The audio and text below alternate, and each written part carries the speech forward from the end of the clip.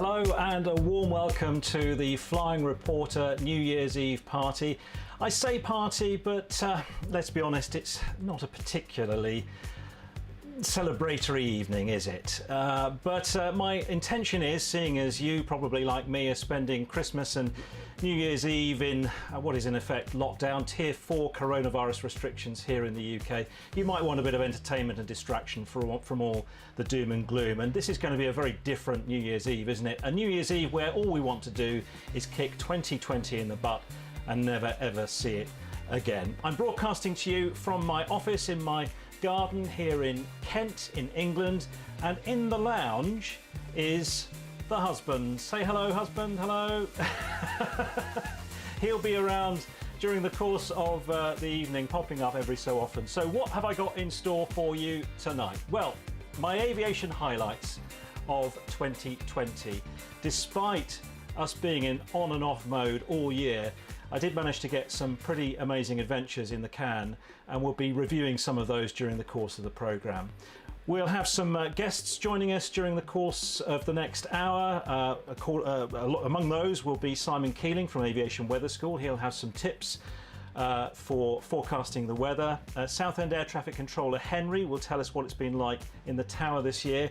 We hear from a flying instructor who, when he was not able to fly, learnt to play the trumpet instead. And we'll have some banter from my YouTube buddy Plain Old Ben as well. There's also bloopers. Everyone likes a laugh at somebody else's expense, and you can test your aviation general knowledge with a festive quiz that we'll be doing throughout the programme. Now, it'd be great if you can put in the comments who you are, where you are, and what your aviation highlights of 2020 have been, and we'll try and read some of those out later in the programme. I mean, looking back, I am astounded at how much I was able to achieve this year. You know, when you think about how much of the year was disrupted by COVID-19 and all the restrictions, I managed to get quite a bit done, so I'm pleased about that. So we're going to share some of those highlights for you now. I managed to get a trip over to France. We'll find out later what a surveillance radar approach is. And we'll also, I'll tell you what my favourite destination of 2020 was as well. First though, I learned a new skill this year. I'm sure most of you will know that. I learned to fly a tailwheel aircraft, and I documented that training in 2 special episodes on the programme, as you've seen, of course. In both of those, we had to get the bleeper machine out quite a lot because my language turned rather blue as I tried to master the 3-point landings and the wheeler landings as well, under the patient instruction of Nigel Wilson. So here's a reminder of my best achievement of 2020.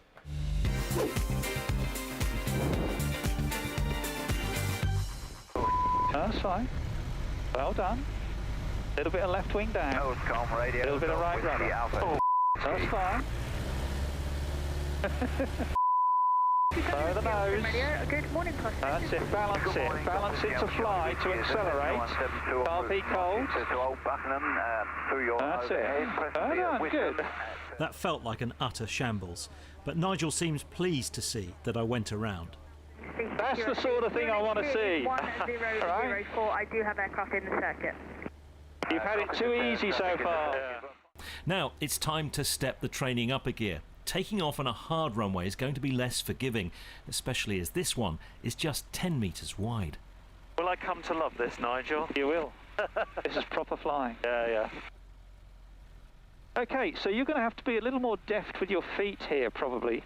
All right? Haven't got the luxury effect of the grass dampening the yaw. So what we'll do, this is a narrower bit of tarmac, so we'll go up a little bit further till we get to the numbers, because then it gets a little wider, give you a little bit more of a head start. And once again, you want to try and stay in the middle, okay?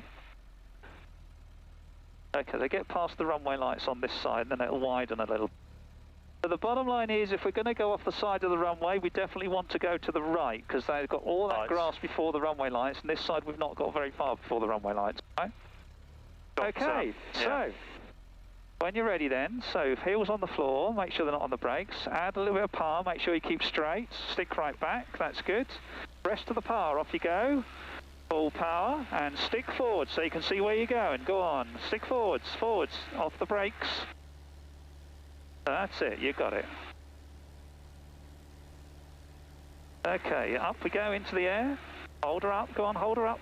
That's it. Well done, good. Right, we're going to have a crack at a landing on that one then. Beep, beep.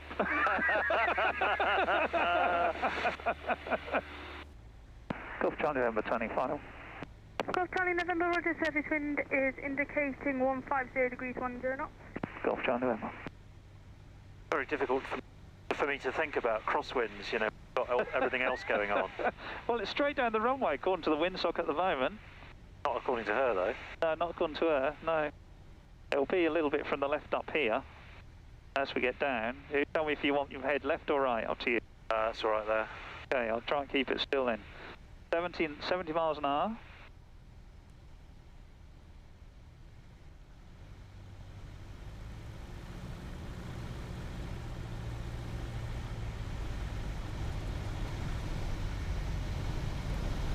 That's it, leave the power there now.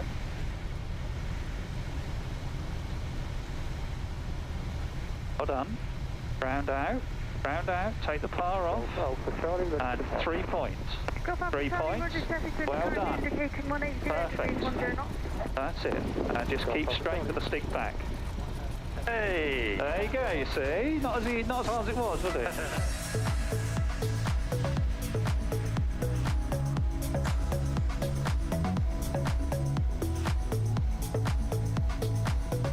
Well done. Left aileron. That's it. Keep straight. Stick back. Sorry. Very good. See? Natural. Right. I'm very happy to call it quits and to sign you off with that one. Okay, seriously, cool. That's fine. Oh, thanks, Nigel. How's that then? It's a lot of work. It is a lot of work, isn't it? Yeah. Well, we had a wonderful time learning the tailwheel, as you saw there, and there's still more to come of that series because we've obviously been learning how to fly the Harvard as well, and so that's all still to come in the program. I'm juggling all the technicals here. It's all a bit of a nightmare, if I'm honest with you. I've had more of a fun evening, and I understand that the sync of the video and the audio might be slightly out, and I apologise for that. I've been struggling with that all day, and I've absolutely no idea why it's doing it.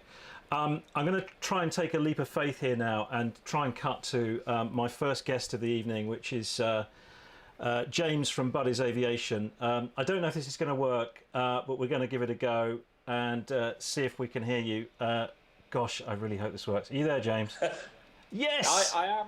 Can you hear me? I can hear you. Yay! I like making life difficult for myself. I mean, I don't know why I decided to do this on New Year's Eve. I think I was bored over Christmas, and I thought, well, what can I do? And so, you know, here I am, and here you are. And well, let me introduce James properly. James is a flying instructor. He's got a business called Buddy's Aviation, and they do tours around Europe. I know most of you will know James, of course. And so, James, you had a very long stretch of time, didn't you, where you weren't flying at all? And for an instructor, that means no money coming in. Yeah, it was, well, from the lockdown, which was end of March, right through till, I think, was it July? I can't remember now, but it was 4 months at home, about 3.5, 4 months at home, with a lot of time on my hands. Did a lot of walking, and learned to play the trumpet. I think you even made it onto the BBC News website, didn't you? I did, yeah, through Ros Tapperton. I think she's a pilot based down in Southampton. She asked me to send some things through. I thought it was BBC Southampton, and got up one morning and got a text from my boss up at Stapleford, and he was saying, "You're on the BBC News main website." So I think my 15 minutes, but the clock's ticking quite quickly. So tell me, you've never played the trumpet before? No, I never got round to it. I do play a bit of guitar, I play bass, I've played in bands in the years, so I do understand a bit of music. Always wanted to play the trumpet, but just never got round to buying one or finding the time. So how did you look? Because you couldn't really go and have any lessons anywhere because everyone was in lockdown. So how did you get around that? How did you learn? YouTube. It's amazing. It's amazing what you can be taught on YouTube. If it had YouTube when I learned to play a guitar at 16, I'd probably be touring the world with U2 or something now. So, do you want to give us a blast of your trumpet? How long have you been flying? Have you been practicing it now? So this would have been what, since March? Started in May. Okay. Well, I haven't. You send me little snippets on WhatsApp now and then, and I go, oh God, it's another one of his stupid trumpet videos. What was it that you sent me yesterday? The Mexican national anthem. No, it wasn't the Mexican national anthem. Oh goodness me, I don't know what it is. Anyway, what are you going to play us? I'm going to do, well, obviously it's New Year's Eve, which should be Auld Lang Syne. Let's hear a bit of Auld Lang Syne. Go for it. Okay.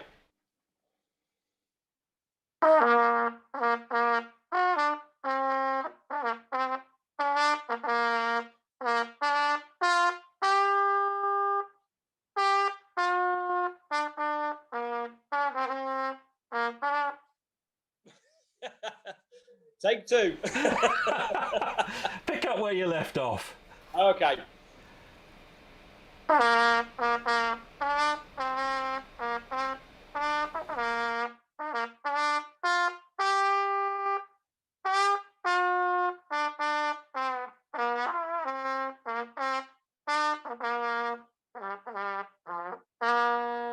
Oh, brilliant. Well done. Well done. That's fantastic.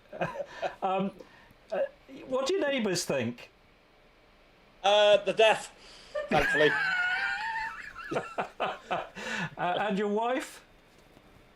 Yeah, she's also deaf. She wasn't, she is now. And what's your plan? Are you planning to keep this up, or is this just sort of a sort of temporary pastime? Just a temporary pastime. I appreciate I'm not going to be the next Akabilka or anything, but, you know, it's just a bit of fun, you know, put it on Twitter, because obviously spend a lot of time on the ground, so, yeah, just something to do amongst I've got a few other projects going on in the background, and, yeah, I'm not one for sitting around, and when we're forced to sit around, we need to find something to do. Yeah, I mean, you've been working incredibly hard, I know, since, April, May time, yeah. With other things as well as the flying, and I think you've been pretty much doing 7 or even 8 day weeks. Yeah. So have you managed to get a rest over Christmas? Yeah. I was working, doing a bit of work over Christmas, but yeah, a little bit of downtime, and I'll hopefully back into it in the new year. Brilliant. Well, look, thanks for coming on. Happy New Year to you, and same to you, and to Louise, your wife, as well, and to all your students. And hope to fly with you again in 2021. Yes, hopefully. We'll hopefully try and get somewhere. We should go back down to Carpentras. I'm sure you can tell everyone about the lovely food down in Carpentras. So maybe a little reminiscent flight down back there. Brilliant. James, thanks ever so much. Take care. Happy New Year. All right, John. Happy New Year. Bye-bye. Oh, brilliant. Well, great to have James on the programme. He does make me laugh an awful lot. And we've had some good flying adventures together. Once again, apologies if the sound's a little bit ropey. I know I've been working on this all day trying to get it right. I hope you can stick with it. Now, I'm going to do something here. We're going to have a little quiz question throughout the show, just to sort of pepper through, and it's an aviation related quiz question. And my husband James is the quiz master. Good evening to you. I need to put another set of headphones on to hear you. So, what's it like being the flying reporter's husband then? It's a world of dreams. Thank you. Right, let's have question number 1, please. Question number 1.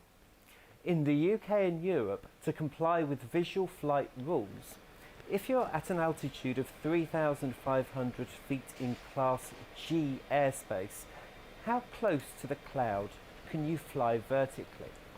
So, to comply with visual flight rules in Europe and the UK, if you're an altitude of 3,500 feet in Class G airspace, how close to the cloud do you have to fly, or how close to the cloud can you fly vertically? James, thank you very much.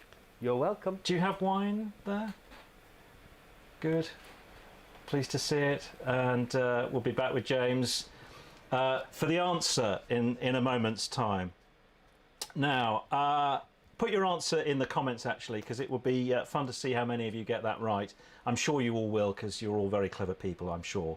Now, one of the things I most enjoy about my private pilot's licence is the ability to go places. And even though we kind of struggled with the COVID restrictions this year, made flying in Europe especially very difficult. In fact, flying anywhere very difficult. I did manage to get some pretty amazing trips in the bag. My favourite destination of 2020 was the Scottish Highlands, and I flew there in the PA28 in August, and it was my most satisfying flight of the year.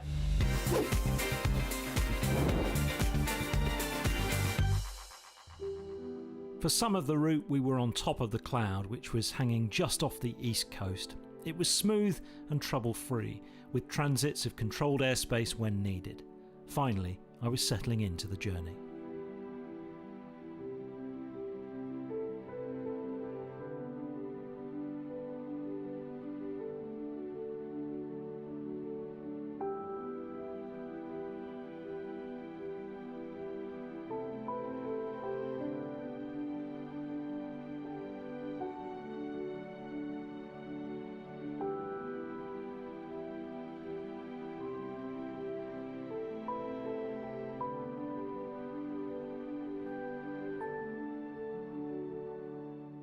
I flew over the Cairngorms at flight level 075 as there was some broken cloud hanging around the mountain peaks. I prepared for an ILS cloud break at Inverness in case the clouds didn't clear, but the weather opened up just as I descended towards Inverness. Golf Oscar Romeo, request descent, altitude 3,500 feet to 1025. Golf Oscar Romeo, roger, descent altitude 3,500 feet, 1025. Descending Golf Oscar Romeo. We've got to find this little farm strip now. Yeah, I know. I was thinking that.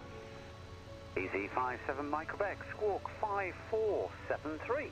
5473 on the squawk, easy 57 Mike Quebec.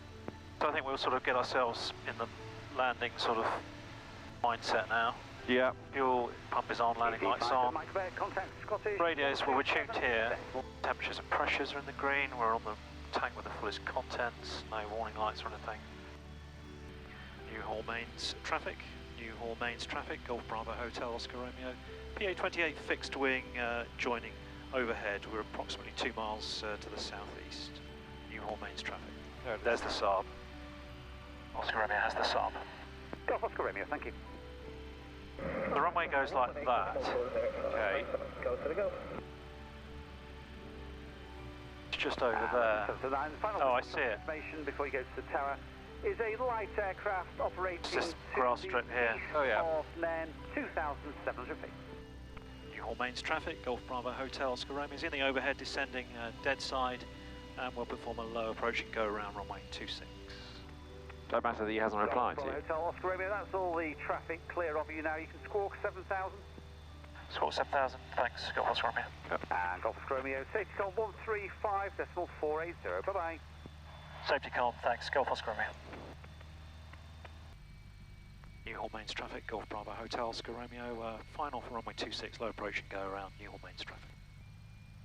Being one of the first visitors to this farm strip, I wanted to overfly the field first to make sure the runway was unobstructed.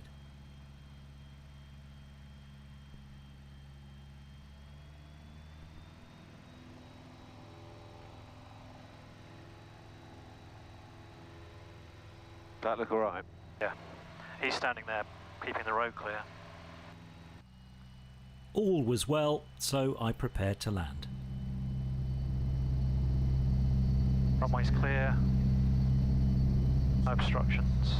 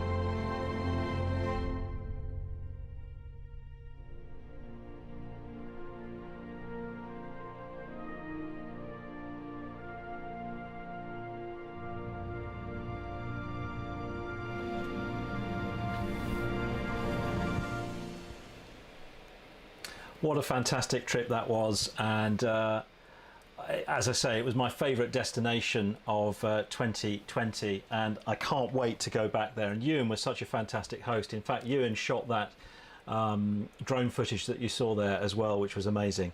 You're watching the Flying Reporter live New Year's Eve party from my shed here in Kent. You may hear the odd firework going off, which is sort of rattling my walls here this evening.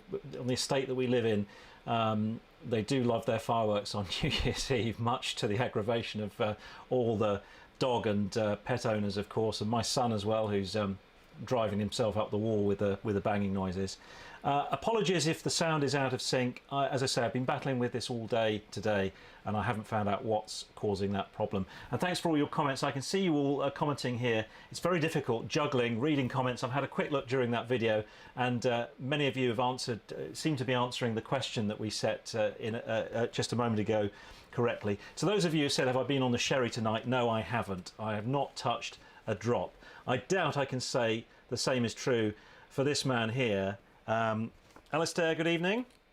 Good evening, John. Have you had a drop, or are you abstaining until you've done your live performance? Oh, that's putting it on the spot. Excellent. Happy New Year. Happy New Year to you as well. Alistair was my wingman, my favourite wingman. Comes flying with me quite a lot, and you came up with me, didn't you, up to New Hormains that day. What an amazing trip that was.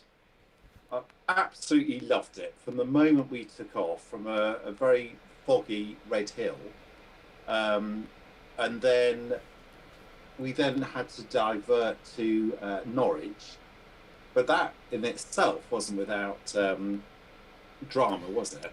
Yeah, I mean, what happened was, we struggled because there are two ways really, aren't there, of going up to Scotland. One is up the east coast, the other up the west coast, and either way you've got challenges with terrain, and so you need the weather to be right. And we were going to go up the west coast, and the weather was bad on the west, so on the day, and that was only on the day that really became obvious. You know, all the forecasts had been different. So we had to go up on the eastern side, so that was all very quick last-minute planning, very early in the morning, because we wanted to leave early to make the most of the day, and went to Norwich, as you say, and then we landed there and spotted a technical problem with the aeroplane. Which I've never drunk so much coffee in my life. we were there, I think, for about 2 hours. And the fact was that some of the cowling had come off some of the ventilation, which is obviously pretty serious, and you dealt with it because it was serious, and you got your people that you knew. So I was stuck there, not really knowing what on earth we were going to do. I thought, well, we're going to have to get a train back to Kent, and but they said that it was okay to fly, and we repaired it enough in order to go back to Scotland. But the whole journey was not without its dramas, was it? No, and to be fair, isn't that always the case whenever you come flying with me? Yes, that's what I love about it. Because the fact is, I know that when we go flying, that you have done all your homework. And more than that, and yeah, there's no sort of gung ho element about it. It's always that everything, all the I's have been dotted, the T's have been crossed, and you know exactly what's happening. And if that's not possible, then you won't do it. So I fully trust the fact that if you say it's safe to fly, then it's safe to fly. So from Norwich, it was safe to go, and on we went. Yeah, it was tricky. It was touch and go, I will be honest with you, but we took advice and decided to go. And you and I think I had my first sort of semi-emergency with you quite some years ago now, an alternator failure. Yes. And I think, didn't I say, John? I said, "What's that light flashing?" And you just went, "Shush." now I realise that's not such a big deal, of course, but when you're fairly novice at it, these things can upset you. And then we went to the Alps. We flew. We were flying over from Croatia to somewhere to Austria over the Alps. That was something else. I think you were quite frightened, if truth be known. Frightened. I don't know. I don't know if frightened is the right word, because we were quite a way behind the others, because you had to fix your cameras to the plane, so that took an extra 10 minutes at least. By which time the cloud cover had changed. So from what I remember, when we took off, you had to do quite a steep spiral in order to get over the Alps. Isn't that right? Yeah, we were up and down a bit. We were trying. Could we get over it at 10,000 feet? Gave up at that point because of the cloud, and then descended into a valley, thinking, right, I'll go up the valley. But then realised, when I was looking at Skydemon, that the valley route was going to take us an awful long time, and I wasn't sure we'd have the fuel for it. And so in the end, climbed back up again, and then reversed our route back where we'd come from into safer weather. So yeah, we made it through. But I'm just wondering if you've ever fancied flying, because I know you did some flying, didn't you, when you were at school? And you've taken control of my plane a few times, and you've done marvellously well, actually. Oh, well, thank you very much, John. Thank you. Well, when I was at school, this goes back a long time, to about 1985. I used to go flying with the RAF at RAF Abingdon, and I flew in Chipmunks, and I think that's what gave me the sort of the enthusiasm to do it, and ever since I've never lost that enthusiasm. And then this Christmas I have been bought, which will come up as a shock. Well, it won't come as a shock because he knows, but we go, oh God, to James at Buddy's Aviation, some flying lessons, which I cannot wait, because having flown with you, John, and I know that you'll think, oh, he's watching the traffic, but I have watched exactly what you're doing, and what I want to do is to bring the plane down safely. And what I would like to do is to actually fly the plane on my own, because it's just an exhilarating feeling. So yes, that is my Christmas present, is some flying lessons. That's amazing. Really, really amazing, and I can't wait. I think I'm going to have to come along and see how you get on, because that's such a great thing to hear. And I hope you I hope you get the bug and you stick with it, because it really is a great pastime. So it will happen, John. It will happen. Oh, good luck. Good luck with that. Now, a little while ago, we asked a question, which was a bit of a quiz that we're doing tonight. And here was the question. Let me bring it up on the screen here. Oh no, I can't do that. Forget that. Forget that. That doesn't work. Oh God, what am I doing? The question is, this is like being back on Radio Sussex back in the day, Alistair. Oh my God. Right. So in the UK and Europe, to comply with visual flight rules, if you're at an altitude of 3,500 feet in Class G airspace, how close to the cloud can you fly vertically? I don't know if you heard this question earlier, did you? Do you want me to read it to you again? I didn't hear it, no. So we're in the UK and Europe, and we're flying VFR, and you're at an altitude of 3,500 feet, and the airspace is Class G, uncontrolled airspace. How close to the cloud can you go? You've got any thoughts? Take a guess. Oh, goodness me. Not close, because I've been with you before. God,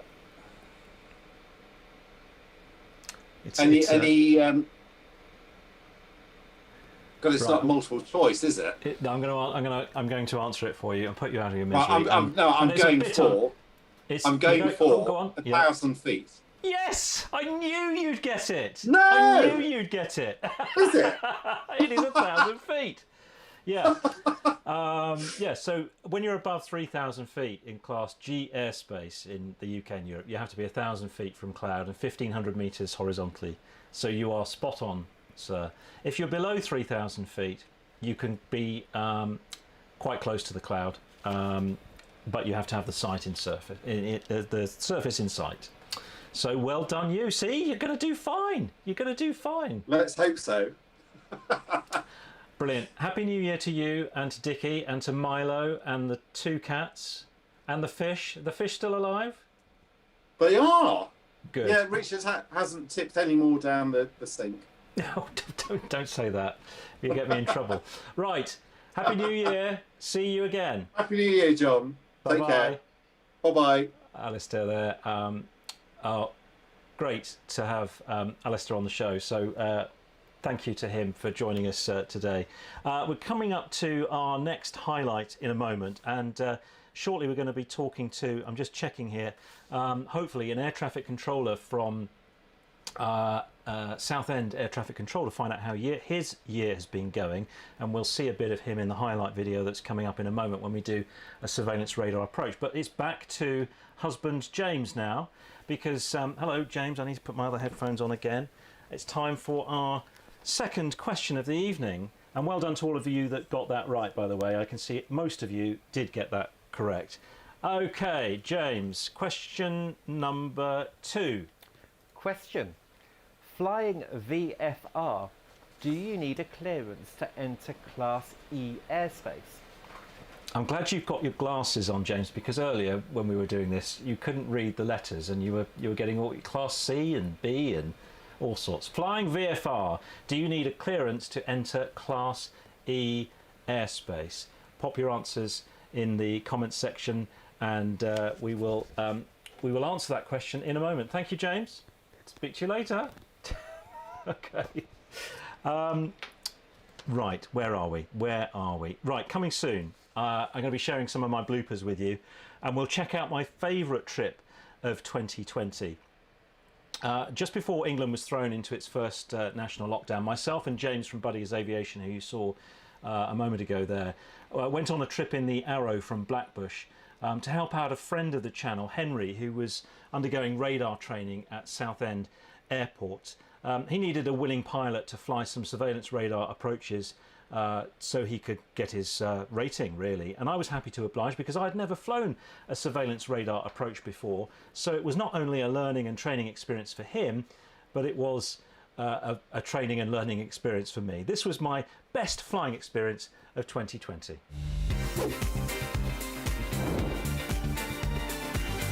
So we'll do our Frida checks now. We'll put the fuel pump on. Fuel pump is on. We're on the tank with the fullest contents. We changed about 5 minutes ago. Contents are fine. Engine temperatures are pretty. Romeo, this would be a surveillance radar approach, runway 23, terminating at 2 miles from touchdown with a 3-degree glide path. Surveillance radar approach, runway 23, terminating at 2 miles, 3-degree glide path, Golf Zulu Romeo. Golf Zulu Romeo, QNH 1004, obstacle clearance altitude runway 23, 490 feet. Check your minima and missed approach point. QNH 1004, affirm, roger, Golf Zulu Romeo. So our minimum 690. Okay. Golf Zulu Romeo, turn left heading 045. Left heading 045, Golf Zulu Romeo. Golf Zulu Romeo, turn right heading 200 degrees. Right 200 degrees, Golf Zulu Romeo.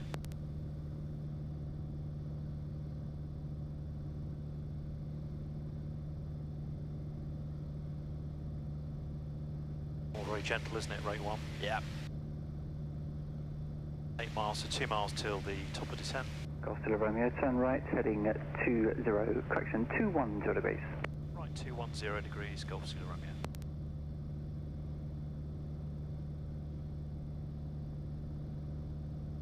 A bit of a wind from the right at the moment. Right, I'm going to get the gear down now. Okay.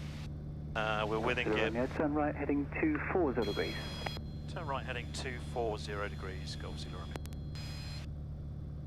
3 greens. Confirm. 1 mile to the final approach fix. Brakes. Kilo Romeo, 7 miles from touchdown, slightly left of track closing. Roger, Golf Zulu Romeo. Okay, 7 Brakes, miles there. undercarriage, 3 greens. Mixture goes rich. We'll put this in now, so we don't forget.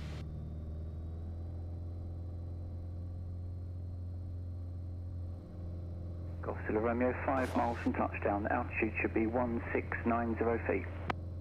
Roger, Golf Zulu Romeo.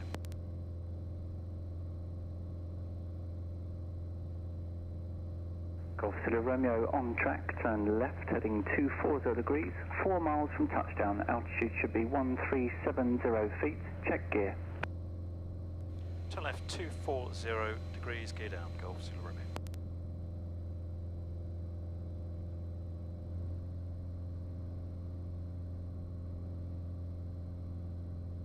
At 3 miles, 1050.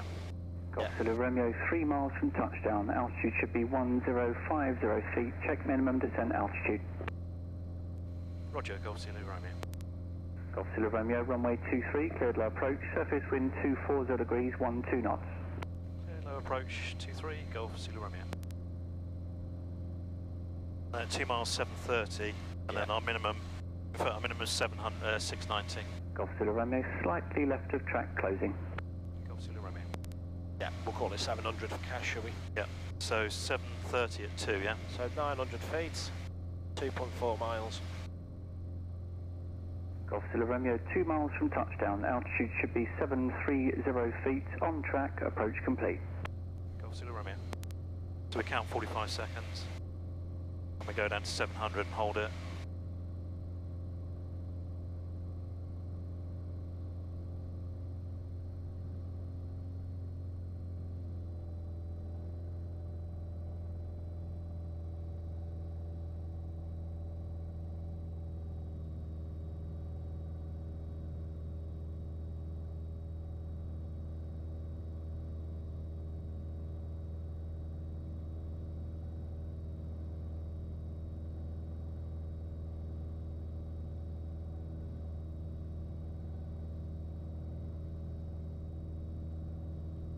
Golf Zulu Romeo going around.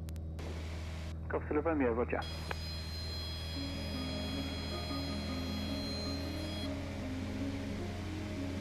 Gear is up. Flap coming up. My first surveillance radar approach is complete. We stayed on task to do 2 further approaches. These were no compass, no gyro approaches. And rather than being given headings to steer, controller Henry told us when to start and stop our turns.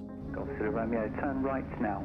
Turn right, Golf Zulu Romeo. This is not easy for controllers, especially when they're also handling inbound and outbound commercial jets and transiting light aircraft.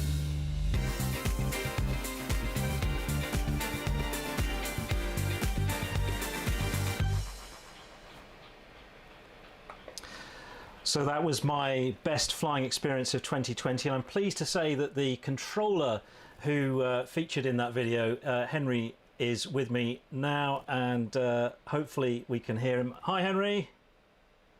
Hi, John. How you doing? Yeah, very good, very good. Thank you for joining me on New Year's Eve.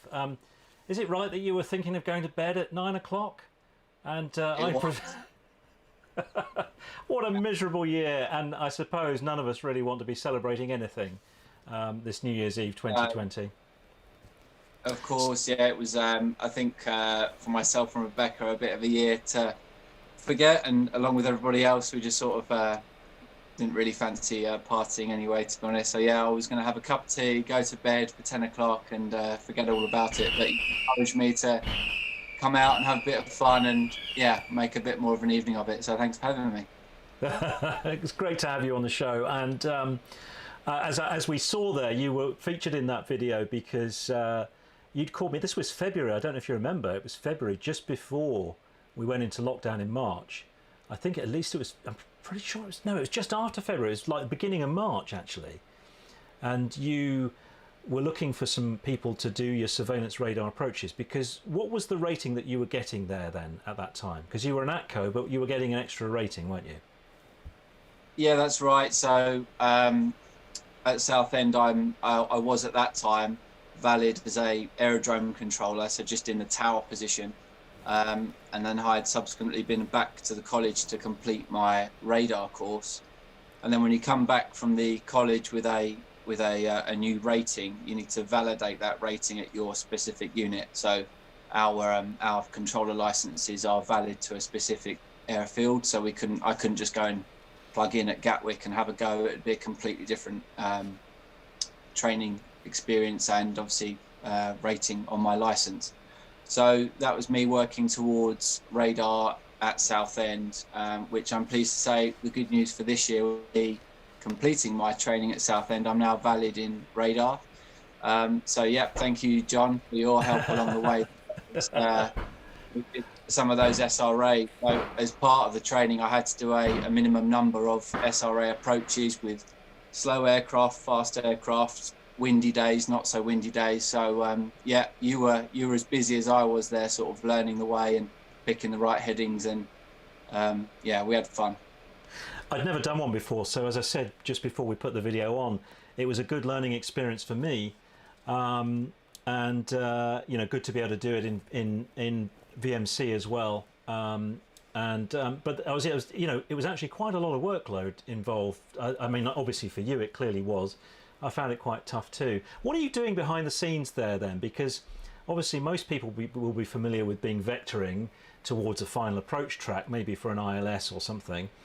But then you've got to be the ILS instrument as the controller, bringing us down that glide slope accurately to the threshold. How do you do that? I mean, I just can't imagine how.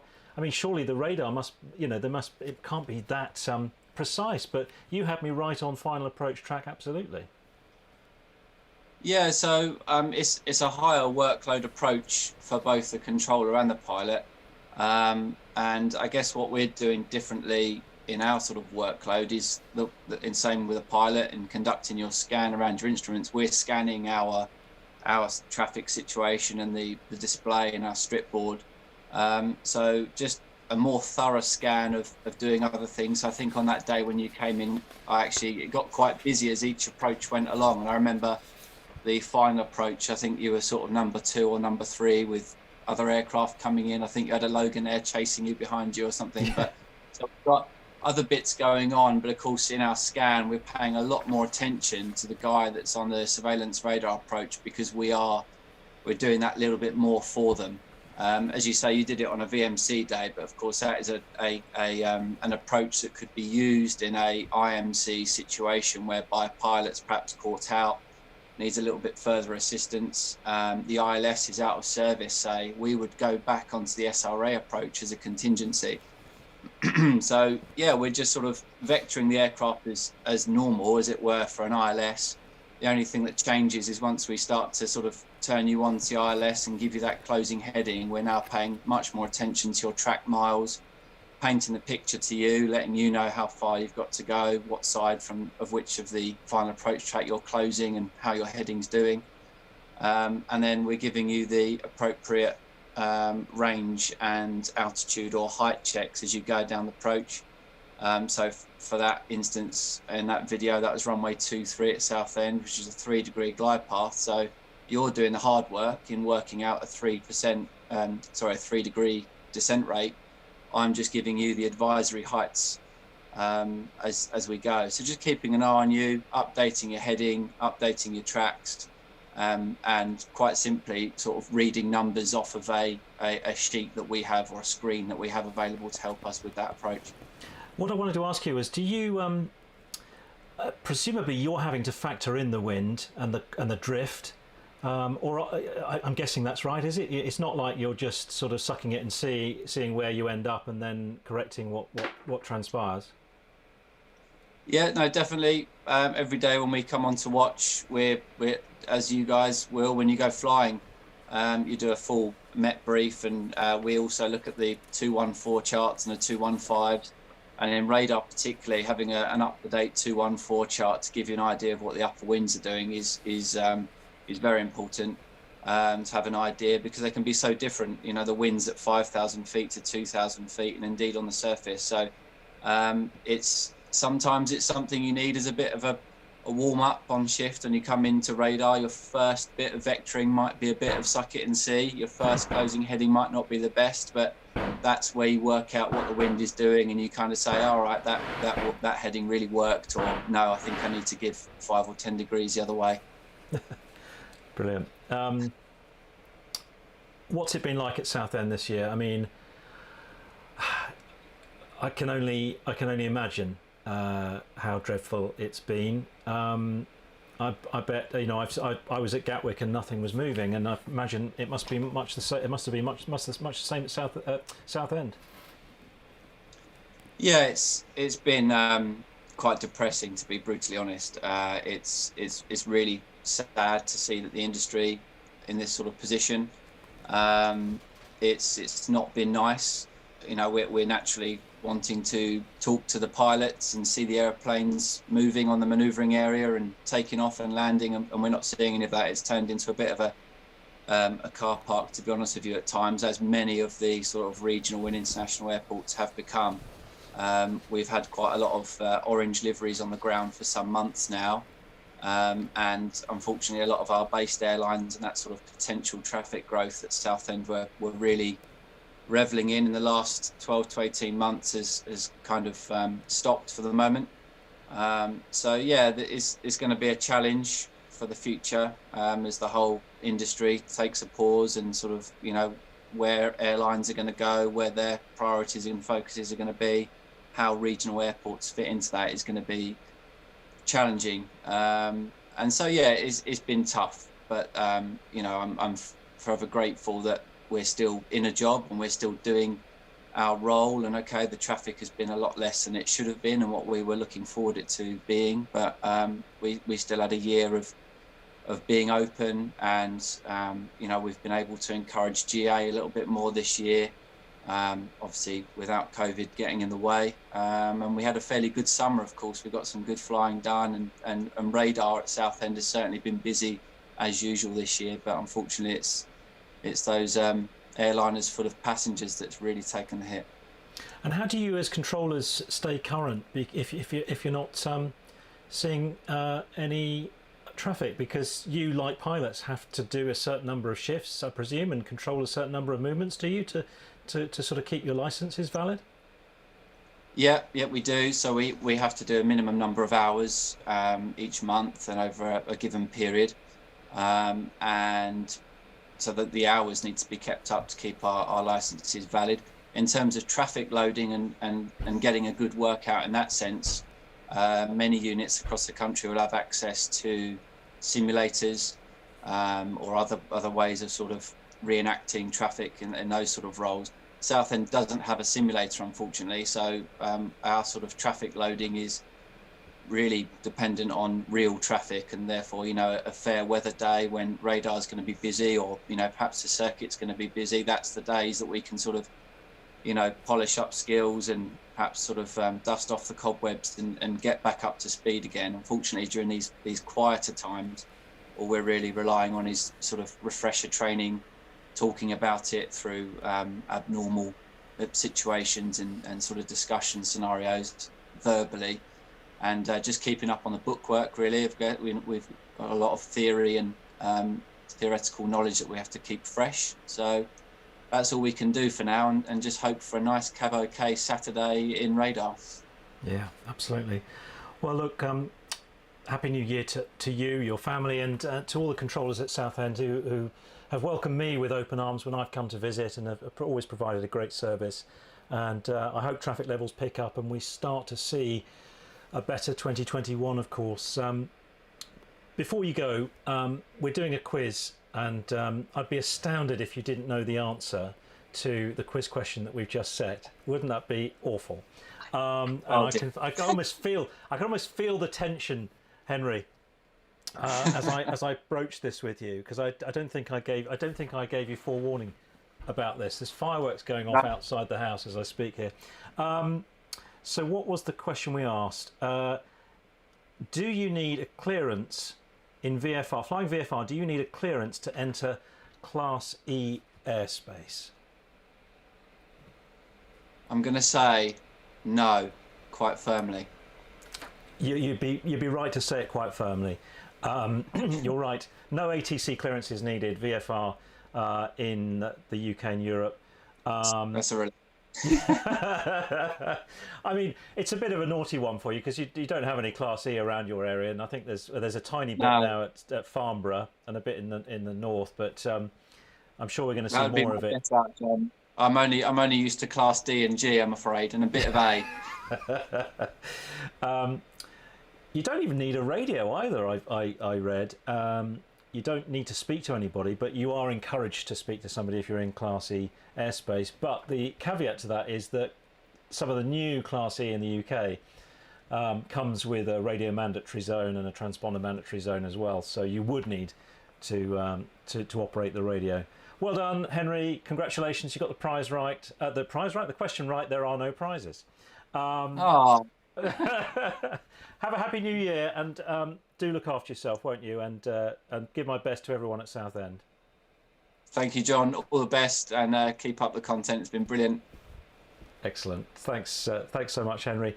Well, excellent. We've got another question for you now. Well done. I saw lots of you had no clearance required for Class E. So well done to all of those of you that commented in the comments here. You're watching the Flying Reporter live on a New Year's Eve party. Not much of a party going on, I know, but it was more of a chance to get together on New Year's Eve and share some fun moments from the year and just give you some distraction from some of the gloom and doom that we're obviously having to cope with at the moment.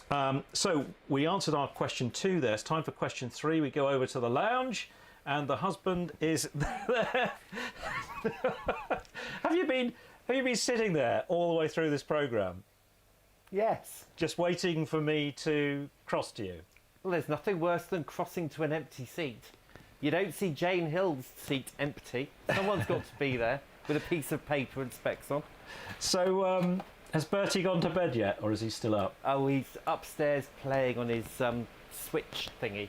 Ah, he's probably playing Mario or some such. Excellent. Right, are you going to give us your next question then, question 3? Oh, I swear you wrote these to make me stumble and fall. Question. Destiny's Child. You may be familiar with emergency squawk codes of 7700, 7600 and 7500.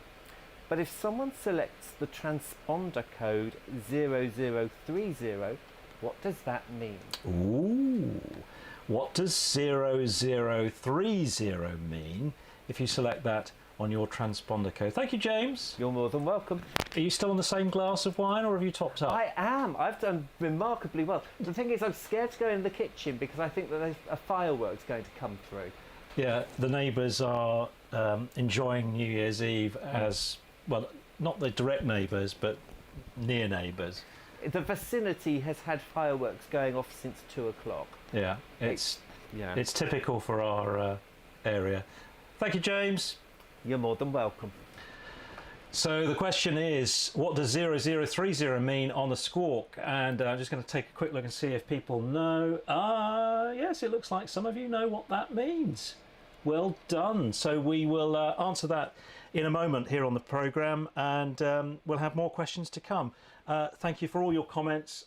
It's very difficult to read them as they're coming in, as you can probably appreciate, but I will definitely read them all once we finish the show today. Coming soon, I'll be linking up with weatherman Simon Keeling, and he'll help you with a tip or two to help you with your weather forecasting, which is always a good thing to do when you're flying, of course.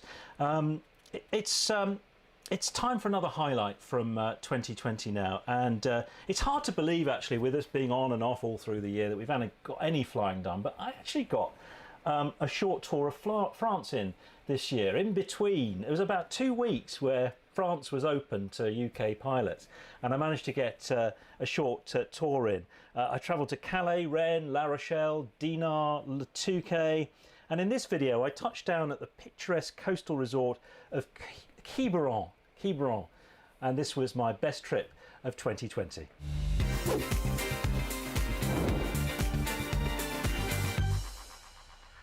Just be aware I may need to backtrack because the taxiways are this end. Roger, we're at 4 miles now. Runway is clear.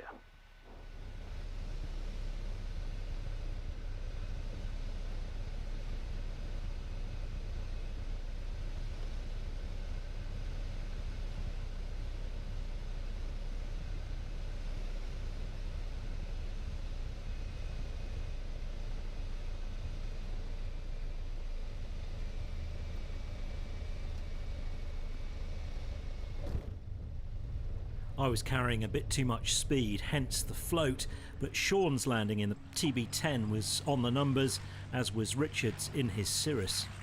Well, Mr Hunt, I think 10 out of 10 for location. Quiberon is a popular destination for French tourists, with its sandy beaches, ports and quaint villages. It's famous for sardines, good weather and long walks. But walking is for losers. On the four-seater? Yeah. Oh, yes. We decide to explore the island in style. Remember, we ride on the right. What the?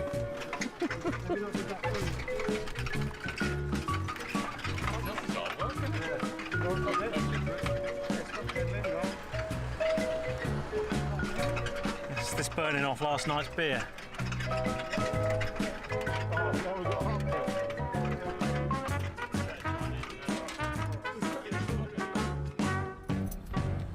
Clear prop.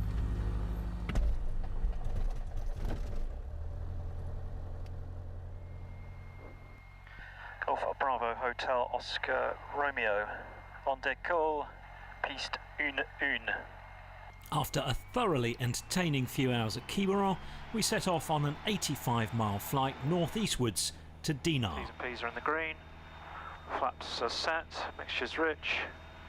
Transponder to altitude. SB coming alive.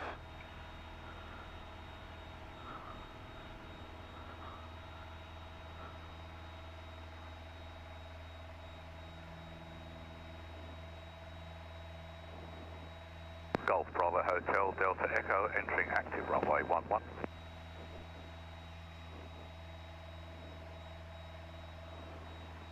Golf Delta Echo runway 35, you are clear to land wind 010 degrees 8 knots. Clear to land 35 Golf Delta Echo. Fox Novembre, trafic vertical le barrage 1000 pieds haut, il va passer de la gauche vers la droite. Oui, visuel dessus, je maintiens 1200 pieds clearage, Fox Novembre. Golf Oscar Romeo long final 35 to land. Contact on ahead. Golf Oscar Romeo, still number 2, continue. Number 2, continue Golf Oscar Romeo. There's nothing like being on final to land and your friends are ahead, dilly-dallying down the runway. Delta Echo, taxi depart. Golf Delta Echo, report vacated via Juliet. Juliet, Golf Delta Echo. Delta Echo, expedite, one traffic behind you on final. Brakes. Confirm left or right exit. It will be a right, not the next, but the next again. Roger. Oscar Romeo, continue. Continue.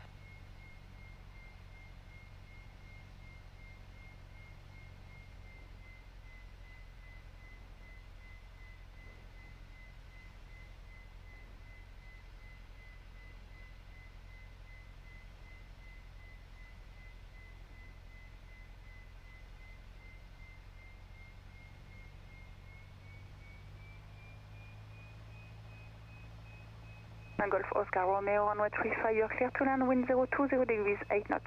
Clear land 35, Golf Oscar Romeo. Golf Delta Echo, next right for the grass. Next right for grass, thank you, Golf Delta Echo. Fox Alpha Oscar, vertical Echo Delta, pour poursuivre le transit, on restera à 2000 pieds. Alpha Oscar reçu, rappelé en vue de Dinard. Rappel en vue de Dinard, Fox Alpha Oscar.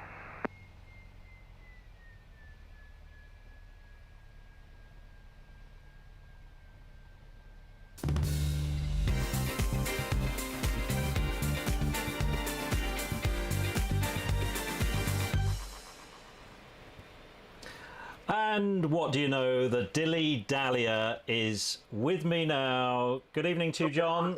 Good evening, dilly-dallying indeed. I was making best possible speed. Which exit is it? Is it the left one or the right one? Golf Delta Echo expedite. I didn't quite know the turn left or right off the runway actually. I know it can be quite tricky to know what to do. But look, what a great trip that was. It was brilliant, wasn't it? Didn't start quite as we planned, but it turned out okay in the end. Yeah, because initially we were going to go out on a Saturday, was it, or Saturday, I think, and while the weather at Red Hill was fine for me to get out, it was worse where you were up at Toaston. Yeah, it was. And I'll be honest with you, the flight down for me was quite challenging. It was quite bumpy and windy, and not the easiest flight I've done. But we managed to meet up, didn't we, in La Rochelle, and enjoy but initially there was 3 aircraft due to leave, or 4 aircraft due to leave to Western, but only 2 of us got off on the Tuesday because the others couldn't make it. But we did meet up in the end. You didn't have a very good flight down though, Calais with your broken French and no fuel, and a bumpy run all the way down to Rennes, I think, wasn't it? You went to Rennes first night? Yeah, that's it. And I think you had it easier, didn't you, coming down a few days later? And we had some great weather actually. It was very good from the Tuesday when we left to Cherbourg and then down to La Rochelle. It was brilliant. And the rest of the few days we were over there, we couldn't have asked for better weather, to be honest. It worked out very, very well. It was my best trip of 2020. Was it yours? I think it was, yes. Yeah, it was. Yeah, it wasn't long enough. That's the only problem. No, I mean, it's always so difficult when we've got work on, and you know, we'd booked 4 or 5 days, I think, haven't we? And obviously, with the delay getting started, it meant that we couldn't do as much as we'd like to do. But yeah, we wanted to get further south, didn't we? But it didn't quite work out. But it was good anyway. For 3 days we were over there, it worked out very, very well. And we, my paying supporters will know that you and I met up for Christmas lunch the other day. We did, yeah. When was it? Was it the 20th? Or when was it? It was somewhere. It was the Thursday, the 17th of December. Oh, okay. And when I took off from Western to meet you, we were in group or tier 2. Mm-hmm. By the time I got back to Western, we were in tier 3, and 24 hours later, we were in tier 4. It just sums up what it's been like here in the southern part of England now. It's just been on and off, and I know it's affected your business, and it's tough, really tough going for everyone. But I'm just going to play a little video of our flight, John, if I can. For some reason that's not working. Why is that not working? Oh yes, it is working. If I just do this, here we go. So this was us getting into formation near Swindon, and we planned it quite well. And even if I do say so myself. and you crept up on my port side there, and we had lunch together. It was a beautiful day. Some stunning pictures of your TB10 there. That is a nice aircraft you've got there. Yeah, it is. I'm very, very pleased with that. How long have you had that now? I bought that in 2016 from Els Cole, funny enough, and we changed the interior and did a few other modifications to it. But it's a good basic aeroplane. It's reasonably fast. There's about 120 knots in the cruise. We'll seat 4, take off for 4 quite happily with half fuel, and it's a fabulous thing. Very pleased with it. Yeah, and very comfortable. And you were trying to persuade me, I think, to buy one just recently. Well, you tried. I did. I nearly did. You tried a TB10 that's now living, funnily enough, at Western. Strangely enough, someone else bought it. Unfortunately, my circumstances changed somewhat, and and I had to put all of that on hold.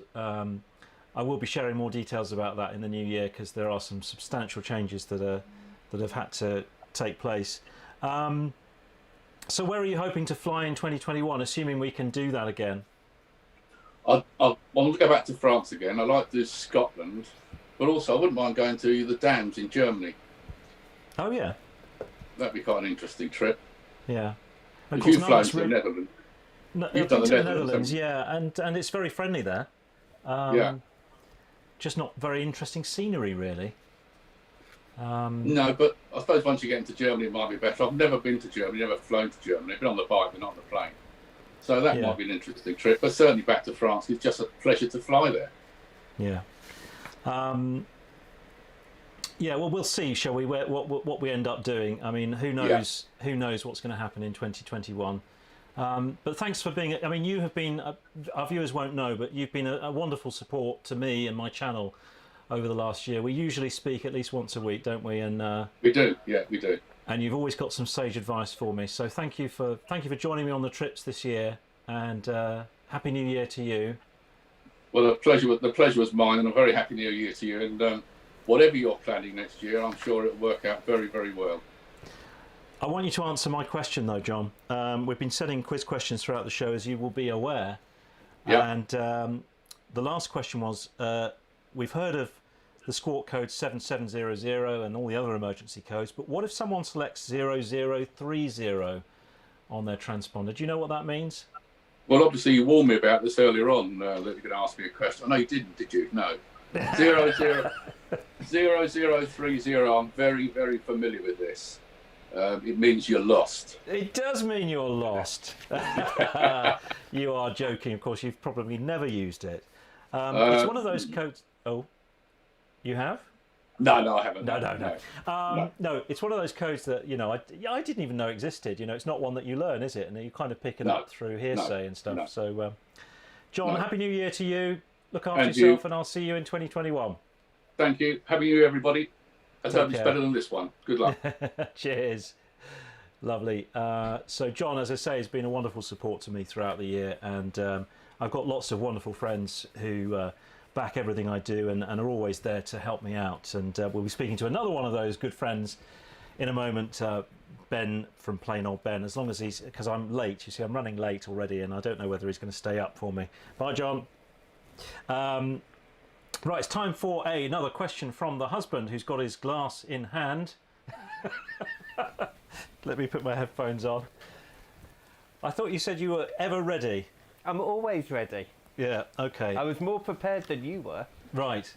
Give us another question. Question number 4.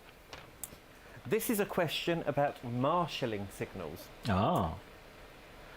If a marshaller abruptly extends their arms and wands to the top of their head, crossing the wands, what does that mean?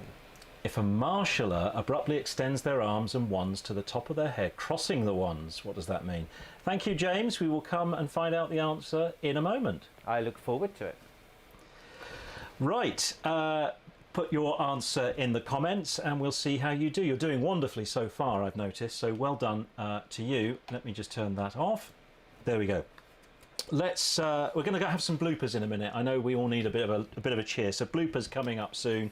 Plain Old Ben coming up soon. But one thing that I have noticed about my flying this year is that I have been able to take better advantage of the better flying days, and that's because I've been able to see these days coming, maybe, I don't know, a week, maybe even longer in advance. And that's because I went off to weather school to conduct some learning there under the helpful tuition of Simon Keeling. And a short time ago, he joined me for a chat. So then, Simon, are you looking forward to seeing the back of 2020? Am I just? However, I've got to be a bit clearer with it, because flying-wise, because of lockdown and I've been stopping and starting my training, absolutely can't wait to see the back of it. Weather school side of things has been tremendous because I took weather school online and it's been really, really busy. So I can't complain about that side, about business side. But certainly flying, oh yeah, just for goodness sake, just go, don't look back, shut the door and just disappear out of my life, 2020. I've had enough. I mean, what about the weather of 2020? Was it a typical year? It seems to have been quite mild. Would that be true? Yeah, it's been what I non-technically call rather blocky, I think. We started off, you remember, and I remember it well because it was when I started my flight training proper. January, February, March were really windy months. And we had low pressure north of us, we had westerly winds, we had unsettled conditions. And wow, yeah, it was windy. There was some flying to be found, but it was really windy. And then, do you remember when we went into lockdown in March? The day we went into lockdown, high pressure switched on and we had those glorious conditions, which I guess was great for us for being outside, wasn't it, and enjoying the weather, but terrible when you thought that you could be flying. And then almost as lockdown ended through the early summer months, Then the weather changed again. It overall wasn't really a bad summer. I was just looking back through the logbook and looking at the weather records here, and it wasn't that bad. It was a bit nondescript overall. And then this final third of the year, we've seen low pressure in control and things being more unsettled with quite a wintry end to the year. So when you look at the stats, generally, yes, it's going to show probably has been a milder than average year, and it may be marginally wetter than average, but generally it probably doesn't stand out that much meteorologically. Although, like I say, for flying, there were those clear blocks in there. Yeah. Do you know, we were forecast, I mean, if we look outside here, there's no snow on the ground, but the forecasters were you know, we had warnings of snow here in southern England, and well, it didn't materialise. So what are you like? What are you like? So it's difficult, isn't it, with snow, I think? Yeah, it is. It's really tricky. And, you know, we've got 5 centimetres outside here. I'm just about 3 miles west of Wolverhampton. We've got 5 centimetres on the ground here, and it was more than I expected. Snow forecasting, it is the bane of a forecaster's life, because it's either going to snow or it's not going to snow. And people get so excited about snow. So when we forecast snow and it doesn't, you know, we're kind of then we're the target for everything. But models handle snow really, really badly. The problem is here in the UK, it's not like forecasting snow in, let's say, Canada, where you've got a temperature below freezing. You know it's going to snow if there's a front coming in. It's just going to be snow. The problem we have here is our temperatures typically hover around about that sort of freezing 1-2 degree level. So the snow changes backwards and forwards from rain to snow and snow to rain. And then it all depends on how high your terrain is as to exactly how much moisture there is in the atmosphere. That has an effect. So we tread this really, really fine line when snow forecasting. That's my excuse. Sounds convincing. But there is a clue, I think, on the charts that you told us about, which gives you an idea of where snow may fall if conditions are right, isn't there? You've got a chart, I think you can show us now for, what, tomorrow, is it? Yeah, absolutely. There's a little cheat sheet that us forecasters use. So this is the forecast chart then for tomorrow, for Friday the 1st of January, New Year's Day. And we've got the fronts, we've got pressure marked on there as well. But the line that I want to look at is this little dash line that's out here, look. Can you see that it says 528 through it? And actually, follow this dash line all the way down here. Excuse my drawing here, all the way down here, okay, and all the way up here. Now, that's what we call a thickness line, and it's the thickness of the layer between 1,000 millibars and 500 millibars. But that's just me being a weather techie. Go and have a look in your books and see what that is. But 528 is key, because anything less than 528, so within this area here, anything less than 528 means that, now get this, there is a greater than 50% chance that any precipitation falling will reach the surface as snow. And you notice that there's an occluded front here that lies through northeast England, through the Midlands and into Wales. So what this is telling us is that if there is precipitation falling from that front, then that's likely to be falling as snow. That's amazing. A great tip there, Simon. Thank you ever so much. Before you go, we are running a quiz on the show tonight. Okay. And it's a sort of aviation themed quiz. Okay. And just now we asked the question, this is about ground marshalling. Mm-hmm. You know, the marshalling signals, you know, the wavy arms. Hold on, where are the textbooks?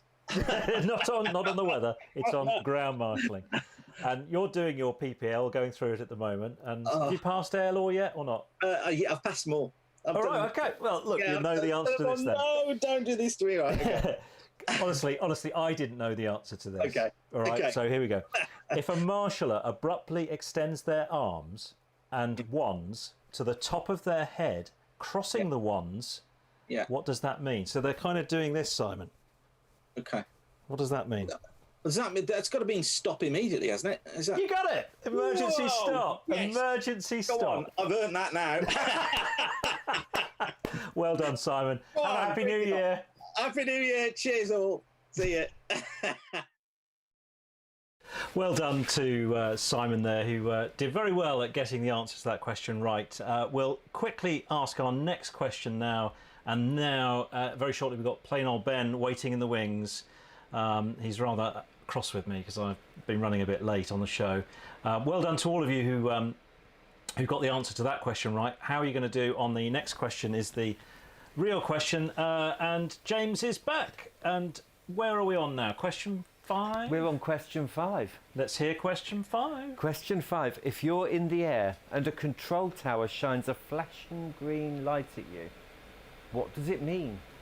What does it mean if the control tower shines a flashing green light to an aircraft in the air? Answers in the comments. It's our last question. Let's see if you've managed to get 5 out of 5. And just make sure there's some wine left for me, James. Is there going to be any left? Still on the first glass. Well done. We might have some left at midnight, might we? Excellent. Thank you, James. Right. As I say, answer that question in the comments, and we'll see how you do. Plain Old Ben is here. Let me just press a button or two to find him. There he is. Look at his cute little face. Hello, John. How you doing? Yeah, I'm good, thank you. Thanks for having me on. You're only about half an hour behind schedule, so I have to go and get a gin and tonic. So I've been waiting to drink all evening. Have you not snuck a Chardonnay in there? There's no Chardonnay. I've been completely good. I don't think. I mean, I'm struggling being sober and doing this tonight, and I don't think I could manage to do it if I'd had a glass, even a glass of wine. Maybe if I get the sneak you a little one in now. And what's the deal with the Christmas tree? I thought you'd taken that down by now.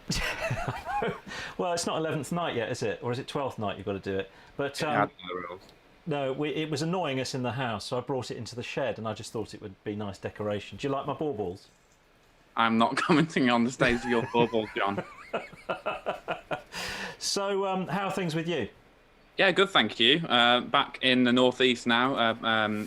Back home from the parents' house from Christmas, which is really nice. Managed to do a good bit of general aviation flying and catch up with everyone. So that was good. Did a bit of flying in the 182 and in a nice little Robin 2-seater that High G have just got, which is a real pleasure to fly.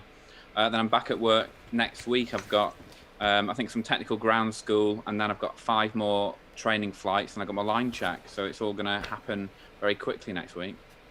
So I don't know if everyone will know where you've gone to, and you know, I know you're a very sensitive person, actually, and despite all the banter that you and I have, and you were worried about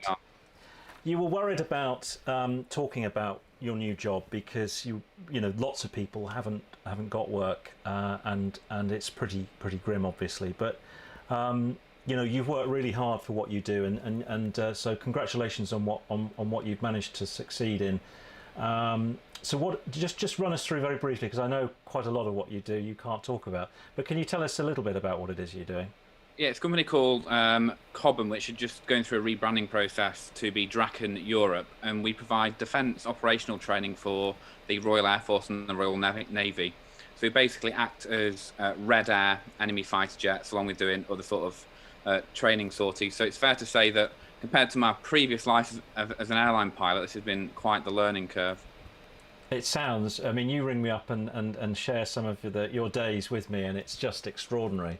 Were you a bit daunted by it?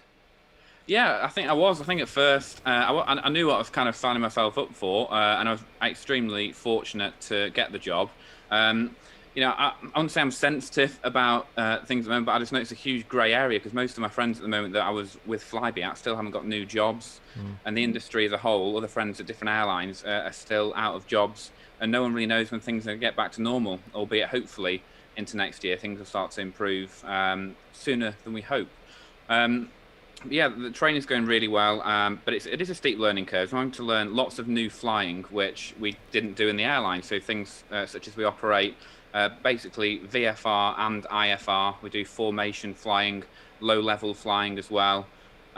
It's pretty intense stuff. We operate as a 3-person crew as well. So we have 2 pilots at the front and then an electronic warfare officer down the back. So that's a different kind of vibe to having pilots and cabin crew. So there's been lots of new things to learn along the way. And what about coronavirus? Has it had any effect on you? Because I know you've just gone into Tier 4 now, so you've joined us here in the south of England, being told to stay at home except if you go to work and stuff. Yeah, it's not really affected me, to be honest. Ever since I moved to the northeast, we've pretty much been in tier systems, so I've not been able to have anyone come round. I can use my bubble system to see family, etc. But yeah, nothing's really changed. We'll still be at work. We have obviously all of the COVID, regulations or requirements in place, and we're operating in constituted crews as well. So we fly with the same people throughout all the week. So certainly minimise risk as hugely as possible. But yeah, it's just more frustrating on a personal front that I can't really do anything social or go and explore this new area that I live in. I'm going out walking every day, as you know. I do ring you on a walk. You're usually having a Chardonnay in the afternoons. I'm considering having a gin. In the afternoons, you cheeky so-and-so. If I call you on okay, maybe it's past like 5 o'clock on a Saturday. 5 o'clock at the earliest. There we go, Maybe not 4 11. during That was just that one day. And I'm going out walking. I'm doing a lot of walking, 4 or 5 miles a day, which is great. Trying to explore the area and see where I live. I haven't been able to explore yet due to the tiers. Yeah. Well, and New Year's Eve you're spending on your own, are you? Yeah, I've headed back early, which my family are not happy about, and I know they're watching this, and I'm basically in trouble. But I just wanted to head back and get myself in sort of the right headspace for next week, getting back to work, and also with the tier things coming in as well. Yeah, fun times. Yeah. The number of people watching this broadcast has gone up since you've come on. Wow. So they thought you must be drunk by now. Was that it? Who got to that time of the year? We're meant to be finished by 10. It's now 20 past 10. But we are coming to a close. In a minute, we'll have some of my bloopers, I think, to end the show on.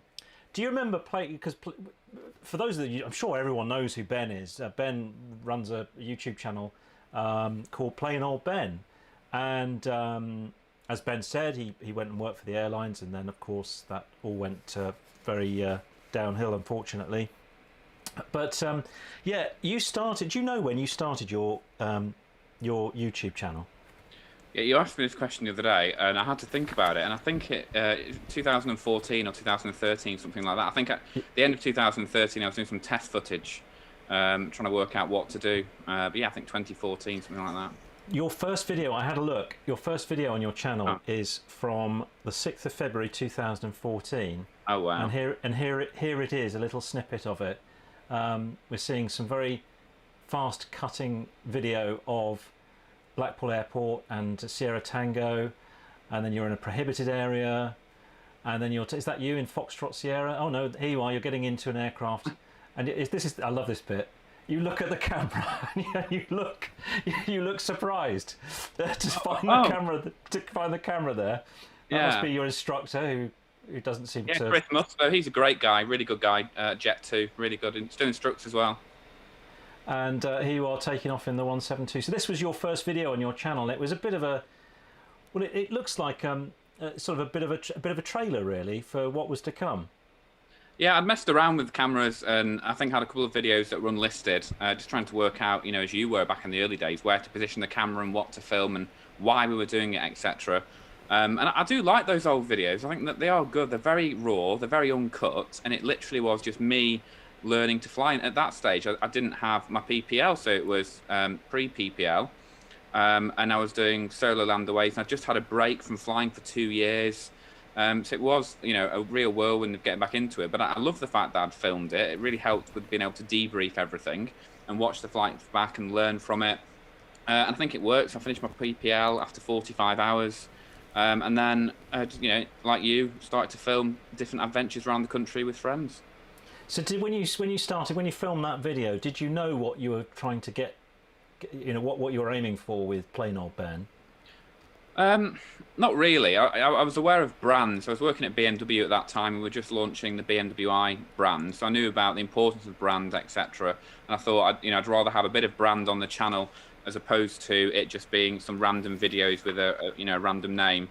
But the purpose was just to be able to film my flights and debrief and share trips with friends, and it just escalated, as did yours. Started going flying with Anthony in the Cirrus, and we had many a good adventure around Europe, visiting such places like Innsbruck and going to Aero Friedrichshafen, and then flying with Wayne, meeting you through these videos, us doing our funny 1v1 sort of the helicopter thing. What is our next one actually? What should we do, some dogfighting or something? We were going to do some dogfighting, but it was just too difficult, wasn't it? What, for you or to arrange? What's that? I said for you or to arrange. No, it was more that you're up your part of the country, I'm down my part of the country. We've both got little time, or had little time at that time, and it didn't happen, did it? But you know, we've pledged, haven't we, to do more together now that you're in stable employment and you've got some time that you're going to be able to take for yourselves. So I'm going to ask you about Plain Old Ben in a minute and what you're planning for that, because obviously you've got your head in work at the moment for obvious reasons. Do you remember when my first video was? Can you guess when my first video was put up on YouTube? 2011, something like that. No. 1974. It was a month and 3 days after you posted your first video. No way. It was, yeah. You literally. That guy has a good idea. I'm going to try and make a better YouTube channel than him. Was that the whole point of your channel, John? Not at all. I'm going to show you a clip of my first video on my YouTube channel. You can go all the way back and watch this. But this is me sticking my tongue out of a PA-28 at Biggin Hill. My friend Colin and a friend's husband Dan went for a flight down to Lydd, and so my friend filmed it, and so I put this up there, and it's probably got hardly any views. And I really didn't know when I put this video out what I was doing with it, to be honest. I certainly didn't think I would be running a YouTube channel. I think I just put it out there because it was nice pictures and I was proud of what I'd learned to do, and wanted to share that with people, really. So so yeah, that was my first video, and you can go and check that out if you want to, as well as Ben's. It's interesting. I do think it was kind of just quite natural the way the channel progressed.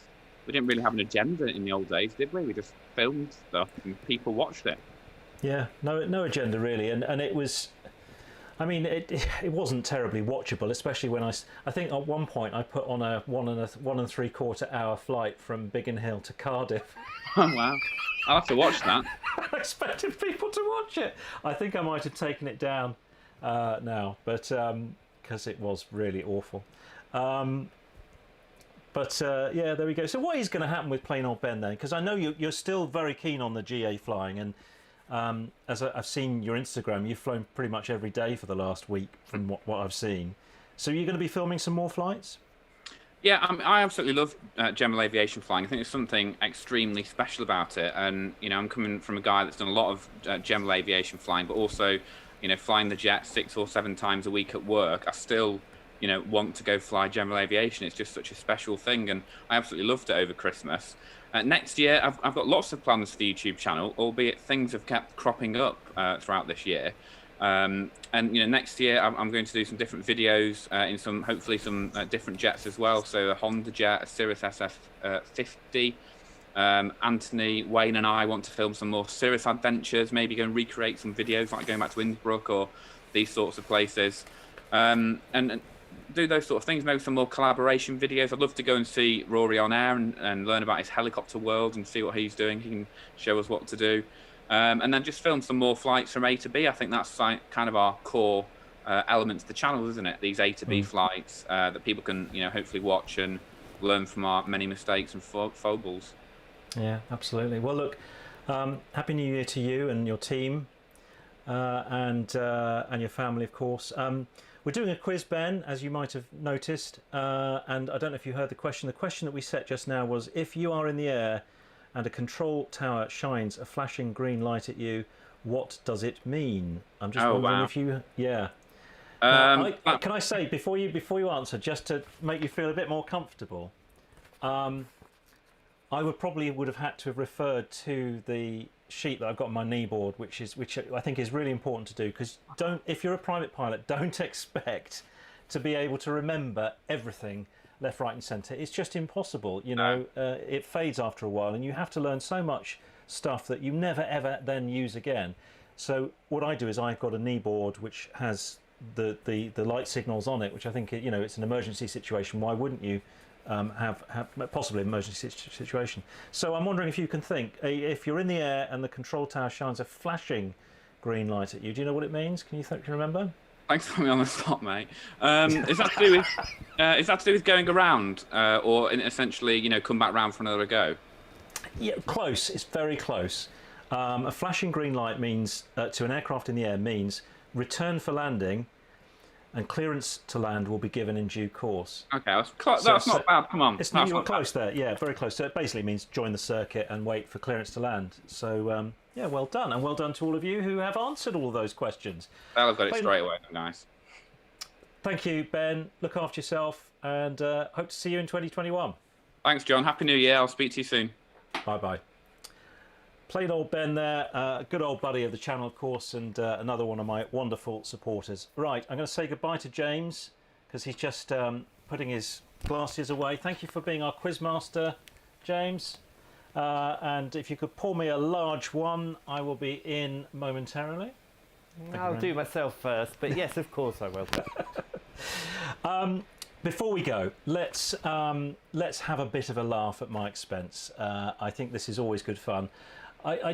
Usually there's not time to sort of harvest all of these bloopers, but we did some great filming at Earl's Cone this year with a good sport, Nigel Wilson, at Anglian Warbirds, and it led to some funny moments. So yeah, here is my blooper reel for 2020.